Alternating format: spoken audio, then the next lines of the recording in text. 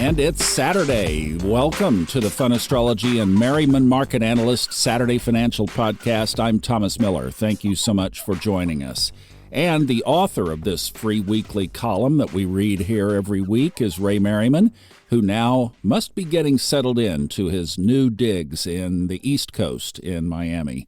And we have a great newsletter this week, chock full of some excellent astrology in the second section. And how could we not start this newsletter without a couple of news articles? First, from Yahoo Finance on Friday, President Trump's self-imposed February 1st deadline for a first round of tariffs on Canada, Mexico, and China looms in just hours as economic observers and world leaders try to plan amid the uncertainty. On Thursday afternoon, Trump reiterated his plans to put a 25% tariff on imports from Mexico and Canada. But even then, he added to the uncertainty by saying some provisions, specifically those around oil, remain undecided. End quote. And from also Friday, FoxBusiness.com, this is a quote from Donald Trump, but quoted by Alan Nitzberg. "We are going to require a commitment from these seemingly hostile countries that they will neither create a new BRICS currency nor back any other currency to replace the mighty U.S. dollar, or they will face 100% tariffs. They can go find another sucker nation," Trump said. And another Friday afternoon article from the Wall Street Journal Online, stocks rose in early 2025 even as fears over tariffs, rates, and China's surprise AI win took turns rattling investors. End quote. And now, Ray's commentary. Typical of a new moon in Aquarius and its ruler Uranus changing direction, many global stock indices and gold rallied late last week. Then they suddenly reversed on Friday. Both Aquarius and its ruler Uranus are known to exhibit dynamics of suddenness and disruption, often under the guise of brilliance and thinking outside the box. The cause of the rallies and sudden reversals in global equity and gold markets is likely an anticipation of new taxes, tariffs, about to be imposed on the world by the leadership of the United States on Saturday, February 1st.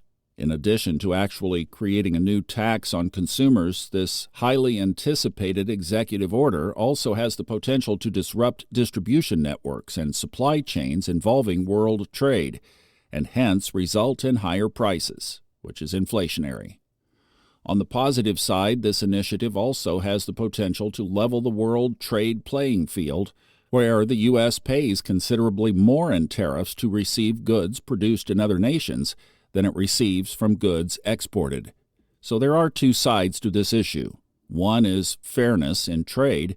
The other is the economic consequences, disruption of trade routes, and probably increase in inflation. How to manage both with balance is the challenge. One way to counter the inflationary potential of an increase in tariffs is to also increase the supply of goods produced domestically, thus prodding producers to lower prices in order to maintain market share. Can that be achieved?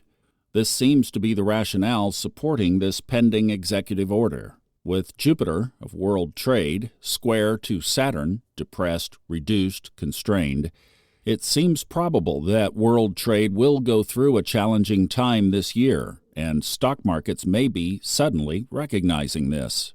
Nevertheless, stock markets were chaotic last week, as they have been all of this new year, but mostly they were up. Yet there continues to be many examples of continuing bearish divergence. In Asia and the Pacific Rim, the ASX of Australia made a new all-time high on Friday, whereas India's Nifty indexes fell to a new 7-month low early last week. In Europe, the German DAX and London FTSE indices also made new all-time highs, while both the Netherlands AEX and Zurich SMI also enjoyed strong rallies to new multi-month highs. In the Americas, the Bovespa of Brazil rallied strongly into early Friday but then sold off and closed down 777 points. That same pattern unfolded in the United States, where the major stock indices were up nicely all week, testing all-time highs early on Friday, but then selling off sharply by the close. The Dow Jones Industrial Average, for instance, came within 20 points of its all-time high, but then closed down 337 points. Intermarket bearish divergence continues to be present from the prior week's all-time high in the S&P that was not matched yet in the Nasdaq or Dow Jones Industrial Average. Gold soared to a new all-time high of $28.53 in the nearby April contract and then sold off late Friday. Silver, too, had a healthy rally, rising to $32.92 on Friday before selling off 70 cents into the close.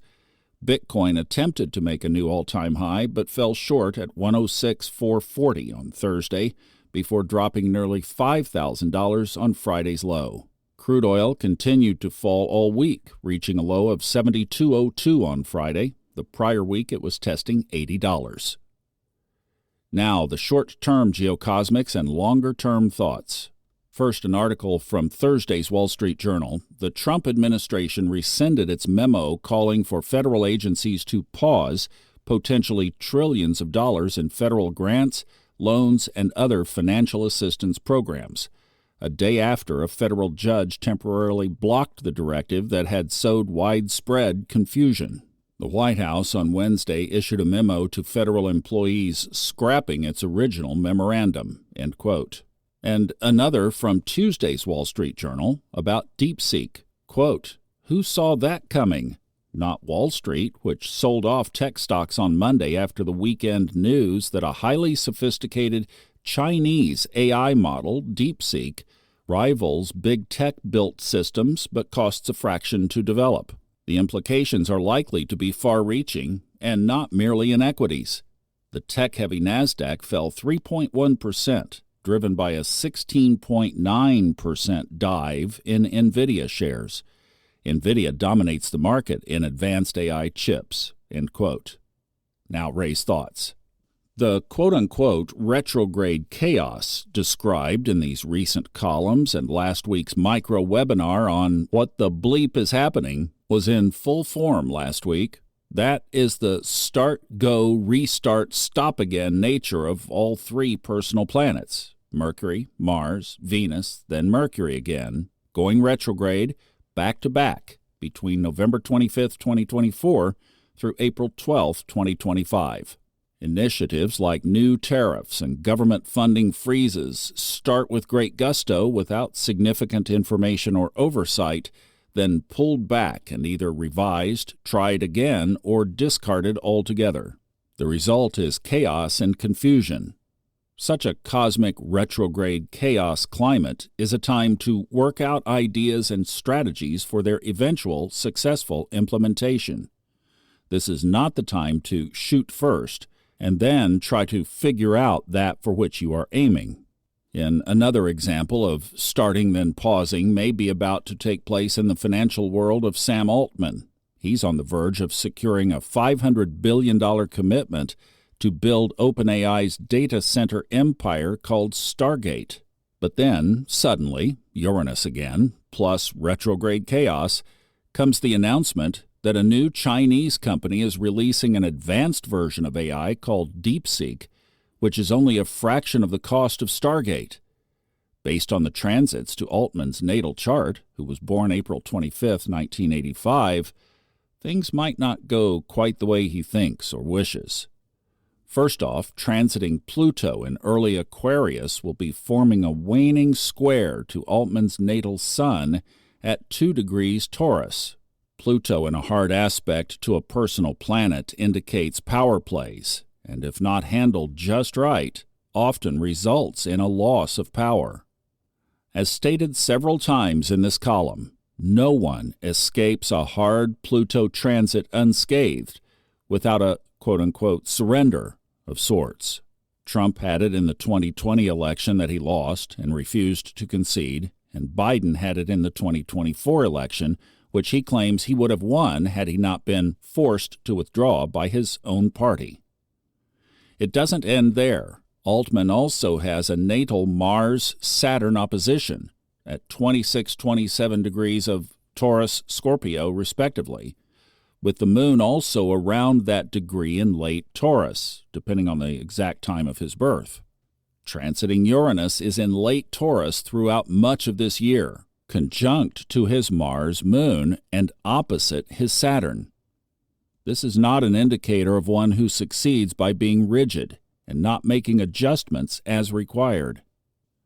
More often, Uranus transits to Saturn can be disruptive to one's plans and authority in management.